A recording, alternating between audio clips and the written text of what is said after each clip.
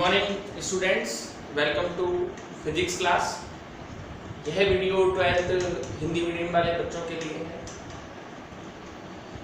जैसा कि आपको पता है कि आपका ऑनलाइन शिक्षण कार्यक्रम कराया जा रहा है। इस शिक्षण कार्यक्रम के तहत हम लोग आपको वीडियो सेंड करेंगे, जिन वीडियोस में हम आपको जो भी हमारा चैप्टर होगा उससे रिलेटेड जो भी टॉपिक होगा उससे रिलेटेड आपको वीडियोस देंगे। साथ ही उस वीडियो में हम आपको जो भी कुछ समझाते हैं उससे संबंधित हम आपको नोट्स भी उस वीडियो पे उस ग्रुप पर आपको प्रोवाइड कर दिए जाएंगे।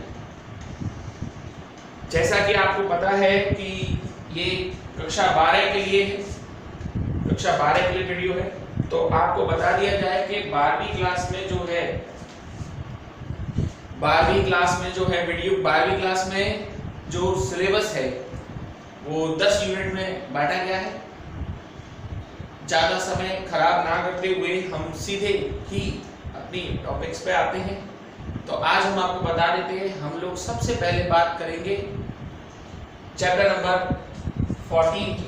सबसे पहले हमने जो आपका चैप्टर पिक किया है वो है 14। ऑनलाइन शिक्षण कार्यक्रम में हम शुरुआत में ऐसे चैप्टरों का अध्ययन करेंगे जिनमें ज़्यादा कॉम्प्लिकेशन नहीं होंगी, जो थोड़े आसान होंगे। ठीक है, तो चैप्टर नंबर 14 है आपका परमाणु भौतिकी।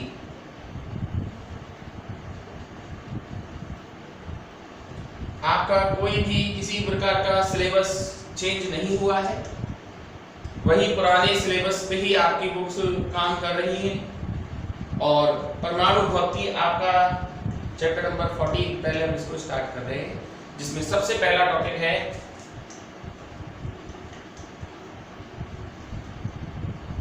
थॉमसन का परमाणु मॉडल। सबसे पहले 1898 में सबसे पहले एटम का जो मॉडल दिया गया था, परमाणु का जो मॉडल दिया था, वो जे थॉमसन ने दिया था 1898 में। परमाणु के प्रथम मॉडल का श्रेय जो है वो जे थॉमसन को जाता है। थॉमसन के इस परमाणु मॉडल के हिसाब से परमाणु का समस्त धनावेश, परमाणु में जितना भी धनावेश होता है वो आपका एक समान रूप से वितरित रहता है।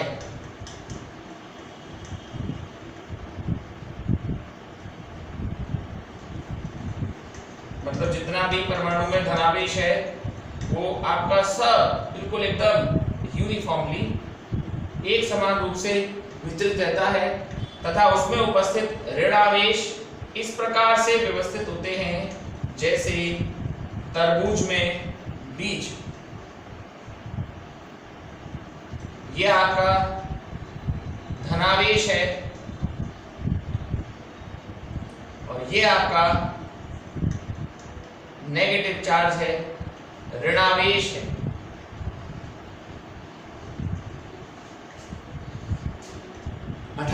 में थॉमसन ने अपना प्रथम परमाणु मॉडल प्रस्तुत किया था, जिस मॉडल के हिसाब से परमाणु का समस्त धनावेश जो होता है वो एक समान रूप से वितरित होता है और उसमें उपस्थित ऋणावेश इस प्रकार से वितरित होता है जैसे तरबूज में बीज। जितना भी ऋणावेश है वो इस तरह से व्यवस्थित होता है जैसे तरबूज में बीज। इस मॉडल को एक नाम और दिया गया था और वो था प्लम पुडिंग मॉडल। इसको हम प्लम पुडिंग मॉडल भी कहते हैं। प्लम पुडिंग ये वेस्टर्न कंट्रीज में, पश्चिमी देशों में खाने के बाद खाई जाने वाली एक मिठाई होती है, पुडिंग होती है। उसके अंदर प्लम, एक तरह की चेरी या फल को हम उसमें उपयोग करते हैं। तो प्लम पुडिंग मॉडल इसका नाम था। थॉमसन का ये पहला परमाणु मॉडल था। इस मॉडल से दो बातें स्पष्ट हुई। सबसे पहली सबसे पहली बात ये थी कि परमाणु में जितना धनावेश होता है उतना ही परमाणुओं में ऋणावेश होता है, यानी परमाणु में उपस्थित धनावेश की मात्रा ऋणावेश की मात्रा के समान होती है। एक बात तो इससे ये पता चली जिससे हम उसके आयनीकरण को समझा सके। आयनीकरण क्या होता है? जब किसी परमाणु से आप कोई इलेक्ट्रॉन ले लेंगे तो उस पर धनावेश आ जाएगा, और जब भी कोई परमाणु ऋणावेश ग्रहण कर लेता है तो उस पर ऋणावेश आ जाता है। यानी कि ये जो मॉडल है इस मॉडल के हिसाब से ये बात क्लियर हो गई थी कि परमाणु में जितना धनावेश होता है उतना ही ऋणावेश है, जिसके कारण से हम जो है परमाणु के आयनीकरण को यानी कि स्थायित्व को थोड़ा बहुत समझा सके। दूसरी बात यह है कि जब किसी परमाणु को हम ऊर्जा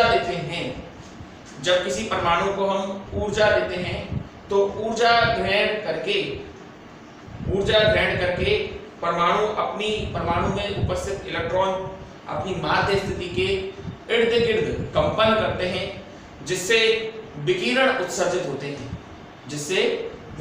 उत्सर्जित होते हैं और इस प्रकार से हमको स्पेक्ट्रम प्राप्त होता है।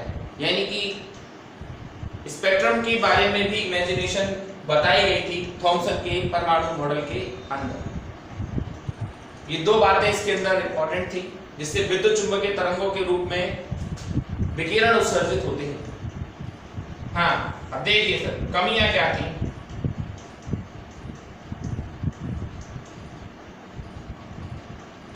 सबसे पहली कमी, इसी टाइम पर रदरफोर्ड के दो स्टूडेंट्स कह लीजिए या उनके कलीग कह लीजिए, गाइगर और मार्सडन।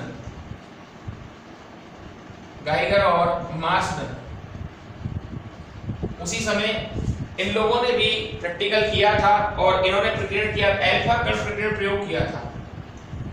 अल्फा कण प्रकीर्णन प्रयोग। रदरफोर्ड के दो स्टूडेंट्स ने अल्फा कण प्रकीर्णन प्रयोग किया था, जिसको समझाने में थॉमसन का परमाणु प्रतिरूप पूरी तरीके से असफल रहा। थॉमसन के परमाणु प्रतिरूप की सहायता से हम रदरफोर्ड के अल्फा कण प्रकीर्णन प्रयोग को नहीं समझा सके। दूसरी बात,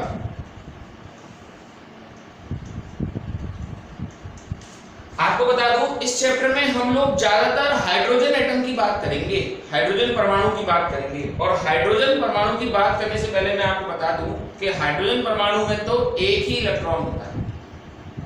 हाइड्रोजन परमाणु में एक ही इलेक्ट्रॉन होता है, इसके अलावा ज्यादा इलेक्ट्रॉन उसके अंदर होते नहीं है। तो अब हाइड्रोजन परमाणु में जब एक ही इलेक्ट्रॉन होता है तो होता यह है कि जब आप उसे ऊर्जा देंगे तो उससे जो विद्युत चुंबकीय तरंगों के रूप में जो विकिरण उत्सर्जित होते हैं उसके हिसाब से तो एक रेखा प्राप्त होनी चाहिए। अगर हम थॉमसन की बात को सही माने तो इस हिसाब से तो हाइड्रोजन परमाणु से हमें केवल एक ही स्पेक्ट्रम रेखा प्राप्त होनी चाहिए, लेकिन हमें तो कई सारी रेखाएं, लाइमन आपने पढ़ी होगी, आपने 11th क्लास में भी ये थोड़ा बहुत पढ़ा है चैप्टर लाइमन, बामर, पास्चन, ब्रैकेट और फुन। ये जो श्रेणियां थी ये परमाणु का मॉडल आने से बहुत साल पहले ही देख ली गई थी। यानी परमाणु का जो मॉडल था वो तो भैया आपका 1898 में आया, लेकिन ये तो उससे भी 20 साल पहले ही ये श्रेणियां देख ली गई थी। अब अगर हम थॉमसन के मॉडल को सही मानते हैं तो अब आप बताइए हाइड्रोजन परमाणु में तो एक ही इलेक्ट्रॉन होता है, तो इससे जो लाइन प्राप्त होनी चाहिए, जो रेखा प्राप्त होनी चाहिए थी वो एक ही होनी चाहिए थी। हाइड्रोजन परमाणु से जो हमको रेखा प्राप्त होनी चाहिए थी वो एक ही होनी चाहिए थी, लेकिन हमें तो कई सारी श्रेणियां प्राप्त होती हैं। तो इसका जवाब थॉमसन के पास नहीं था। तो ये जो मैंने आप लोगों को पढ़ाया है ये है थॉमसन का परमाणु मॉडल। एक बार सभी बच्चे इसको देख लीजिए।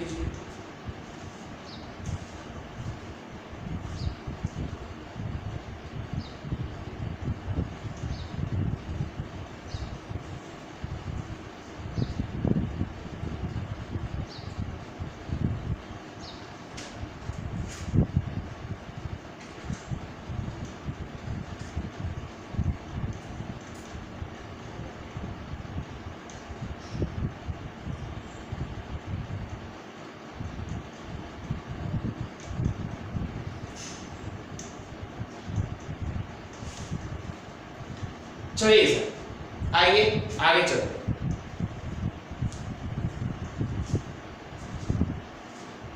इसके बाद हमारा जो अगला टॉपिक है वो है अल्फा कण प्रकीर्णन प्रयोग।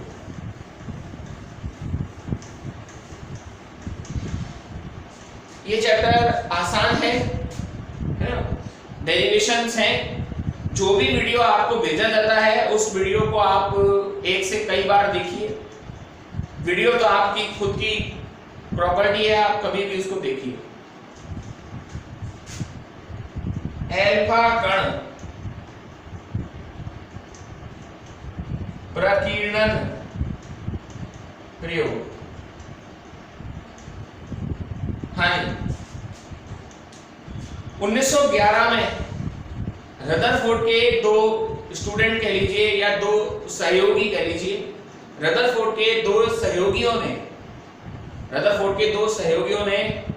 अल्फा कण प्रकीर्णन प्रयोग किया।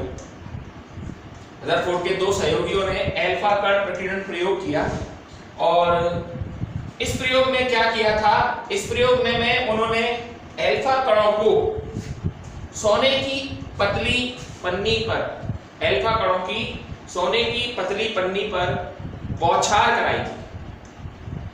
ये जो एक्सपेरिमेंट किया था, इस एक्सपेरिमेंट में अल्फा कणों की सोने की पतली पन्नी पर बौछार कराई गई थी। तो आइए देखते हैं इस एक्सपेरिमेंट को। ये एक्सपेरिमेंट 1911 में किया गया था। रदरफोर्ड के दो स्टूडेंट एच गाइगर और ई मार्सडन ने परफॉर्म किया था। देखिए, अल्फा कण एक रेडियो एक्टिव कण है और अल्फा कण का स्रोत है। ये देखिए, अल्फा कण का स्रोत, और ये है तुम्हारा 83Bi214। ये अल्फा कण का स्रोत है। इससे अल्फा कण उत्सर्जित होते हैं। मैं बता देता हूं, अल्फा कण होते हैं आपके, अल्फा जो कण होते हैं वो होते हैं 2He4 द्विआयनित हीलियम नाभिक। इससे अल्फा कण उत्सर्जित होते हैं और इन अल्फा कणों को लेड की ब्रिक्स, यानी कि ये आपकी लेड ब्रिक्स है,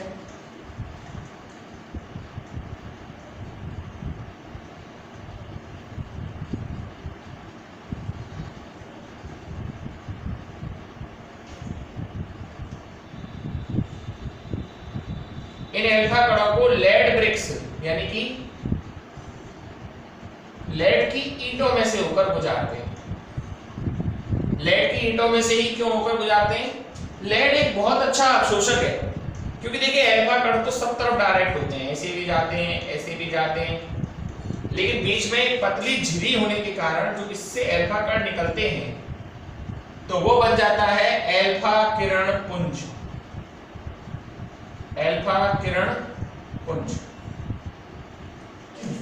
तो 83Bi214 रेडियो एक्टिव स्रोत है जिससे अल्फा कण उत्सर्जित होते हैं और इन अल्फा कणों को लेड की ईंटों में से गुजारकर अल्फा किरण पुंज के रूप में कन्वर्ट किया जाता है और इस अल्फा किरण पुंज को सोने की पतली पन्नी पर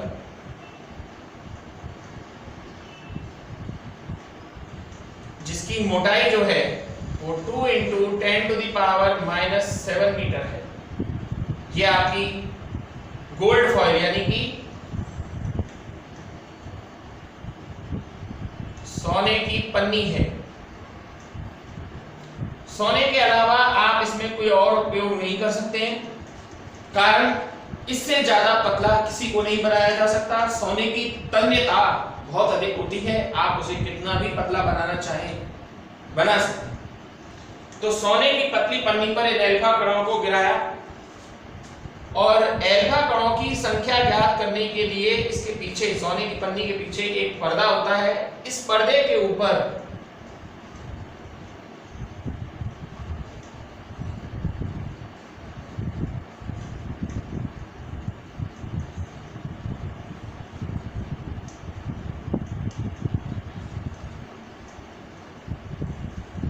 पर्दे के ऊपर zinc sulphide ZNS zinc sulphide की पॉलिश कर दी जाती है, तो इसको ZNS पर्दा भी बोलते हैं। अब जिंक सल्फाइड की ही पॉलिश क्यों करते हैं? इसलिए करते हैं कि जैसे ही अल्फा कण इस पर्दे पर टकराता है, एक चमक प्रदर्शित करता है, जिससे अल्फा कणों की संख्या को ज्ञात करने में कोई कठिनाई अनुभव नहीं होती। और यहां लगा होता है आपका एक ट्रैवलिंग माइक्रोस्कोप यानी कि सूक्ष्मदर्शी।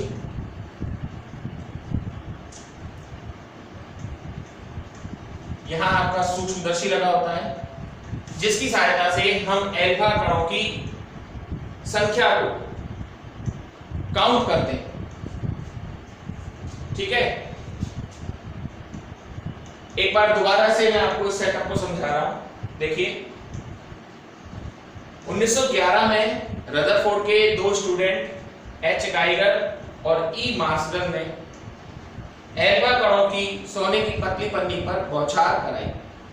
83Bi214 से अल्फा कणों को उत्सर्जित किया। इन अल्फा कणों को लेड की ईंटों पर से गुजारकर इन अल्फा कणों की बौछार कराई लेड की ईंटों पर। इन अल्फा कणों को लेड की ईंटों में से गुजारकर एक संकीर्ण अल्फा किरण पुंज में परिवर्तित किया। क्योंकि लेड एक अच्छा अवशोषक होता है, तो जो भी अल्फा कण अगल बगल में जा रहे हैं उनको ये सोख लेता है, लेकिन बीच वाले इसमें से बिल्कुल इजीली पास आउट होकर चले जाते हैं। और इन अल्फा किरण पुंजों की बौछार कराई सोने की एक पतली पन्नी पर, जिसकी मोटाई है 2 × 10⁻⁷ मीटर। इसकी मोटाई इतनी होती है, और इस पर इसको कराई बौछार। और अल्फा कणों की संख्या ज्ञात करने के लिए इसके पीछे एक पर्दा लगाया, जिस पर हमने जिंक सल्फाइड की पॉलिश कर दी। जिंक सल्फाइड की पॉलिश इसलिए करते हैं कि जैसे ही अल्फा कण इसके ऊपर गिरते हैं, एक चमक प्रदर्शित करते हैं, और अल्फा कणों की संख्या सूक्ष्मदर्शी की सहायता से आसानी से ज्ञात कर ली जाती है। मैं समझता हूं आपको ये एक्सपेरिमेंट काफी अच्छी तरीके से समझ में आया। किसी भी प्रयोग में 3 चीजें होती हैं। सबसे पहले तो उसका सेटअप, देख लीजिए आप, ये सेटअप है। दूसरा, आपको उस प्रयोग से क्या प्रेक्षण प्राप्त हुए, यानी आप इसमें क्या क्या चीज देख रहे हैं इस प्रयोग में। और तीसरा है आपका निष्कर्ष। पहला पॉइंट तो है एक्सपेरिमेंटल सेटअप, आपने देख लिया एक्सपेरिमेंटल सेटअप। दूसरा पॉइंट है कि इस प्रयोग से आपको क्या क्या प्रेक्षण प्राप्त हो रहे हैं, और तीसरा जो है वो है निष्कर्ष। तो आप देखिए, प्रेक्षण सबसे पहला प्रेक्षण जो हमको प्रैक्टिकल करने के दौरान महसूस हुआ है, जो हमने प्रैक्टिकल किया तो हमें लगा कि ये सब हो रहा है। तो सबसे पहला प्रेक्षण ये है कि अधिकांश अल्फा कण सोने की पतली पन्नी से पार निकल जाते हैं, कोई परेशानी महसूस नहीं होती। हम बहुत सारे अल्फा कण डालते हैं, लाखों की संख्या में अल्फा कण डालते हैं, लेकिन अधिकांश अल्फा कण सोने की पतली पन्नी से पार निकल जाते हैं। दूसरा पॉइंट देखिए, कुछ अल्फा कण न्यून कोण यानी कि ऐसा कोण जो 90 डिग्री से कम होता है, और लगभग 8000 में से एक अल्फा कण जो है, 8000 में से एक अल्फा कण जो है वो अधिक कोण पर प्रकीर्णित हो जाता है। ये दूसरा प्रेक्षण था। तीसरा प्रेक्षण देखिए, 20,000 में से एक यानी 1 in 20,000, 20,000 में से एक अल्फा कण सोने की पतली पन्नी पर गिरता है और पुनः वापस लौट जाता है। 20,000 में से एक अल्फा कण जैसे गिरा पन्नी पर वैसे ही लौट जाएगा। यानी ये जो प्रकीर्णित होता है वो 180 डिग्री के कोण से प्रकीर्णित होता है। 180 डिग्री के प्रकीर्णित कोण का मतलब ये समझिए, जैसे मैं इधर सामने कोई बॉल मारूं और वो लौट के सीधे मेरे पास आएगी ना, तो ये तो ऐसा हो गया कि अल्फा कण यहां से हमने अल्फा कण की बंदूक की तरह अल्फा कण चलाया और वो लौट कर आ गया। 180 डिग्री का मतलब होता है कि जिसने अल्फा कण डाले वापस उसी के पास आ गए। इस पर रदरफोर्ड ने कहा था, यह मेरे जीवन की ऐसी अविस्मरणीय घटना है जैसे 12 इंच मोटा तोप का गोला। यह मेरे जीवन की ऐसी अविस्मरणीय घटना है जैसे 12 इंच मोटा तोप का गोला कागज की पतली पन्नी से टकराकर वापस आ गया हो और चलाने वाले को क्या कर गया हो, घायल कर गया। ये 3 प्रेक्षण थे रदरफोर्ड के। ठीक है, आइए आगे चलते हैं। इन प्रेक्षणों के आधार पर निष्कर्ष दिए गए। तो देखिए निष्कर्ष, पहला पॉइंट था कि अधिकांश अल्फा कण सोने की पन्नी से पार निकल जाते हैं। इसका मतलब क्या हुआ?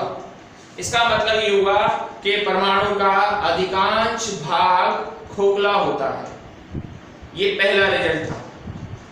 Most of the alpha particle, जितने भी अल्फा पार्टिकल थे वो सोने की पन्नी से पार निकल गए। इसका मतलब परमाणु का जो अधिकांश भाग रहा वो खोखला रहा। दूसरा देखिए, 8000 में से एक अल्फा कण, कितना? 8000 में से एक अल्फा कण न्यून कोण पर, 8000 में से एक अल्फा कण न्यून कोण पर प्रकीर्णित हो जाता है। 8000 में से एक अल्फा कण जो है वो न्यून कोण पर क्या हो जाता है, प्रकीर्णित हो जाता है। और नहीं, 8000 में से एक अल्फा कण अधिक कोण पर प्रकीर्णित होता है, यानी कि 90 डिग्री से अधिक कोण पर प्रकीर्णित होता है। अल्फा कण एक धनावेश है और धनावेश जब सामने कोई धनावेश होगा तभी उससे प्रतिकर्षित होके मुड़ेगा। ये बात तो क्लियर है। अल्फा कण एक धनावेश है और अगर सामने की तरफ उसे कोई धनावेश मिलेगा तभी वो उससे उसको लौट कर आएगा। तो यही मैं आपको बताना चाह रहा हूं। ये बात मान ली सकती है कि 8000 में से एक अल्फा कण अधिक कोण पर प्रकीर्णित होता है। इसका अर्थ ये है कि परमाणु का जो धनावेश है वो एक स्थान पर होना चाहिए। जो थॉमसन ने कहा था ना कि परमाणु का धनावेश एक समान रूप से वितरित होता है, वो तो बात सिरे से ही गलत हो गई थी। वो तो बात बिल्कुल गलत हो गई ना, क्योंकि इसके हिसाब से तो ये पता चल रहा है कि एक समान रूप से तो भैया नहीं है, यानी धनावेश है, ये मना नहीं किया जा रहा, बट वो धनावेश एक पॉइंट पर है, एक बिंदु पर है। ठीक है। तीसरी बात, 20000 में से एक अल्फा कण 180 डिग्री के कोण से प्रकीर्णित हो रहा है।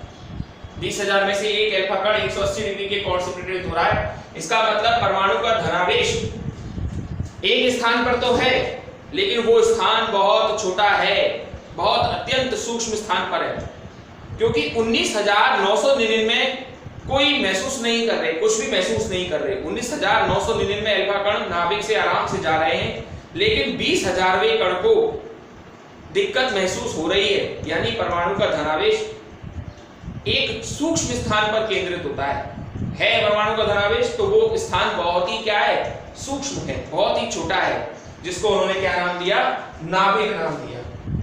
और नाभिक की जो त्रिज्या है वो 10 की घात -14 मीटर से 10 की घात -15 मीटर की कोटि की होती है, जबकि परमाणु की त्रिज्या 10 की घात -10 मीटर की कोटि की होती है। तो ये था आप लोगों का अल्फा कण प्रकीर्णन प्रयोग। बाकी कल हम इससे आगे चलेंगे। तो आज के लेक्चर के लिए बहुत है। That's all for today.